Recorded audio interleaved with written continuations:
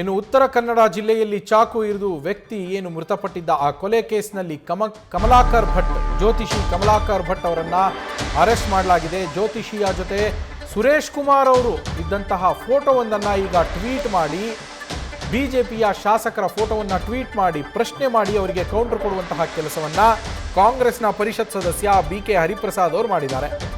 ಸುರೇಶ್ರಂತಹ ಜನಪ್ರತಿನಿಧಿಗಳಂತವರ ಪಾತ್ರ ಇದರಲ್ಲಿ ಇಲ್ವೇ ಅಂತ ಅವರು ಪ್ರಶ್ನೆಯನ್ನ ಮಾಡಿದ್ದಾರೆ.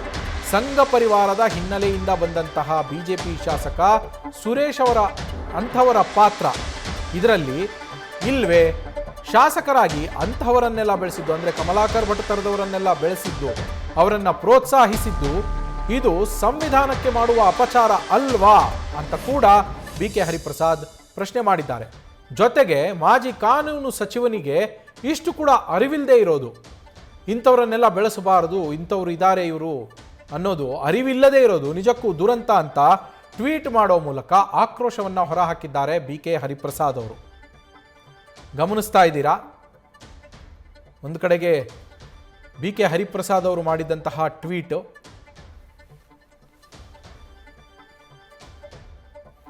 ಆ ಟ್ವೀಟಲ್ಲಿ ನೀವು ಫೋಟೋದಲ್ಲಿ ಗಮನಿಸ್ತಾ ಇರ್ಬೋದು. ಒಂದು ಕಡೆ ಸುರೇಶ್ ಕುಮಾರ್ ಅವರ ಜೊತೆಯಲ್ಲಿ ಕಮಲಾಕರ್ ಭಟ್ ಇದ್ದಾರೆ, ಮತ್ತೊಂದು ಕಡೆ ಮೃತ ವಸಂತ ನಾಯಕ್. ವೈಯಕ್ತಿಕವಾದ ದ್ವೇಷ ಏನೂ ಇಲ್ಲ, ಯಾಕಂದರೆ ಅವ್ರು ಯಾವಾಗಲೂ ಸಹ ಭಾರತೀಯ ಜನತಾ ಪಾರ್ಟಿಯವ್ರಿಗೆ ಒಂದು ಕಲೆ ಇದೆ, ಯಾರನ್ನು ಬೇಕಾದರೂ ಅವ್ರ ಮೇಲೆ ಗೂಬೆ ಕೂರಿಸ್ತಕ್ಕಂಥ ಕೆಲಸ. ಯಾಕಂದರೆ ಸ್ವಯಂ ಘೋಷಿತ ಸಜ್ಜನರು, ಸ್ವಯಂ ಘೋಷಿತ ಸುಸಂಸ್ಕೃತರು, ಸ್ವಯಂ ಘೋಷಿತ ಸಂಸ್ಕಾರಿಗಳು ಅಂತ ಹೇಳಿಸ್ಕೊಳ್ಳೋರು ಇಂಥವ್ರಿಗೆಲ್ಲ ಯಾಕೆ ಜೊತೆಗೆ ಸೇರಿಸ್ಕೊಳ್ತಾರೆ ಅಂತ ದೊಡ್ಡ ಪ್ರಶ್ನೆ. ಕರ್ನಾಟಕ ರಾಜ್ಯದಲ್ಲಿ ಈ ಥರ ಯಾವತ್ತೂ ಸಹ ನಡೆದಿಲ್ಲ.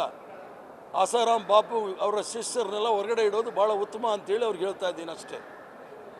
ಸ್ವಯಂ ಘೋಷಿತ ಸಜ್ಜನರು, ಸ್ವಯಂ ಘೋಷಿತ ಸುಸಂಸ್ಕೃತರು ಅಂತೇಳೆಲ್ಲ ಹೇಳ್ಕೊಳ್ತಾರೆ, ಇವರು ಇಂಥವ್ರ ಜೊತೆಯಲ್ಲಿ ಯಾಕೆ ಗುರುತಿಸ್ಕೊಳ್ತಾರೆ?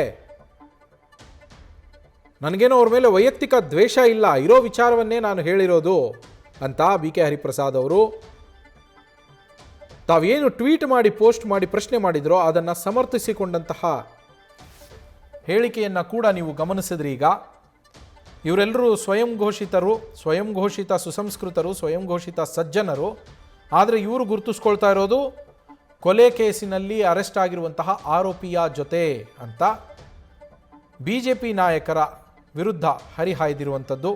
ಅದರಲ್ಲೂ ಸುರೇಶ್ ಕುಮಾರ್ ಅವರ ವಿರುದ್ಧ ಒಂದು ಟ್ವೀಟನ್ನು ಮಾಡಿ ಹರಿಹಾಯ್ದಿರುವಂಥದ್ದು. ಅದಾದ ನಂತರ ಇವಾಗ ತಮ್ಮ ಟ್ವೀಟನ್ನು ಸಮರ್ಥಿಸಿಕೊಂಡಿದ್ದು ಬಿಕೆ ಹರಿಪ್ರಸಾದ್ ಅವರು.